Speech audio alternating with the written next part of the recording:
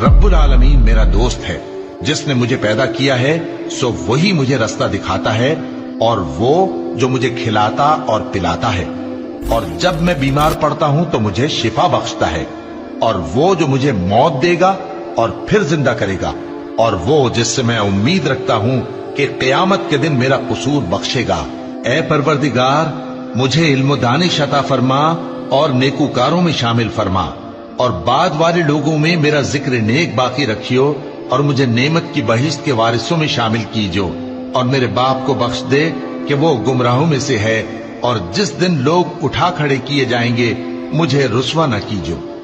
जिस दिन न माल ही कुछ फायदा दे सकेगा और न बेटे। हाँ, जो शख्स अल्लाह के पास बेरोग दिल लेकर आया वो बच जाएगा, और बहिश्त परहेजगारों के करीब कर दी जाएगी, और दोज़ख गुमराहों के सामने लाई जाएगी, और उनसे कहा जाएगा कि जिनको तुम पूजते थे वो कहाँ हैं।